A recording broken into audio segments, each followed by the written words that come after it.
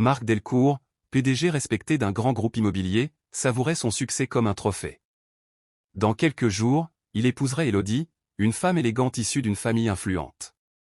Tout devait être parfait, la salle luxueuse, les invités triés sur le volet, les discours soigneusement préparés. Dans un élan d'orgueil, Marc avait pris une décision étrange, inviter son ex-femme, Claire. Leur divorce, 3 ans plus tôt, avait été brutal. Marc lui reprochait de ne pas comprendre ses ambitions.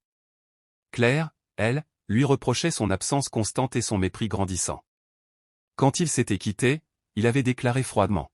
« Tu verras, sans moi, tu ne seras rien. » L'invitation était une manière déguisée de lui prouver qu'il avait gagné.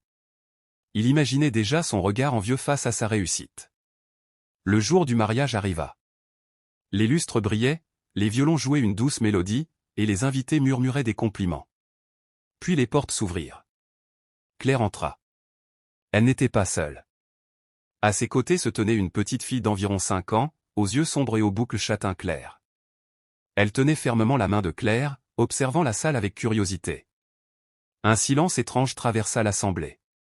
Marc sentit son cœur se serrer. Cet enfant avait ses yeux. Marc resta figé. Le brouhaha autour de lui devint lointain. La petite fille leva les yeux vers lui. Son regard était intense, troublant. Claire s'approcha avec assurance. « Félicitations, Marc. » Sa voix était calme, presque douce. Elle n'avait plus cette fragilité qu'il lui connaissait. Elle semblait différente, plus forte. Marc ne pouvait détacher son regard de l'enfant.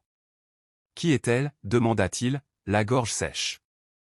Claire hésita une seconde, puis répondit simplement. « Elle s'appelle Lina. » La petite fille serra un peu plus la main de sa mère. Marc calcula mentalement. 5 ans. Leur séparation remontait à 3 ans. Mais avant cela, les derniers mois de leur mariage avaient été confus, pleins de disputes et de silence. « Pourquoi je n'étais pas au courant ?» murmura-t-il. Claire le fixa droit dans les yeux. « Parce que tu ne voulais pas d'enfant à ce moment-là. Tu te souviens ? Tu disais qu'un bébé serait un obstacle à ta carrière. » Marc sentit une vague de honte l'envahir. Les invités commençaient à chuchoter. Élodie observait la scène, son sourire figé. « Elle est, de moi » demanda-t-il enfin. Claire ne répondit pas tout de suite. Puis elle hocha légèrement la tête. Le monde de Marc vacilla. Marc s'éloigna quelques instants pour reprendre son souffle. Toute sa vie semblait se fissurer.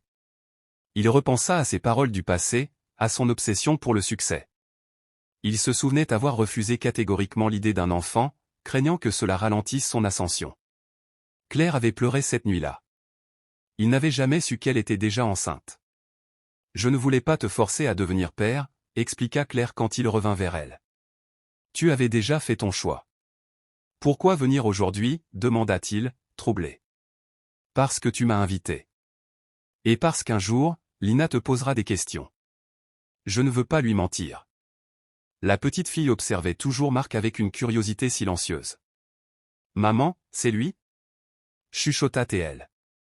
Claire s'agenouilla. « Oui, ma chérie. » Marc sentit ses yeux s'humidifier.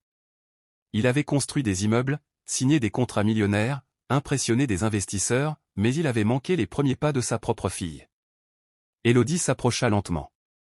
Son regard était dur. « Marc, qu'est-ce que cela signifie ?» Pour la première fois de sa vie, Marc n'avait pas de réponse calculée. La cérémonie fut suspendue. Les invités, déconcertés, se dispersèrent en petits groupes. Marc regardait Lina jouer près d'une table décorée de fleurs blanches.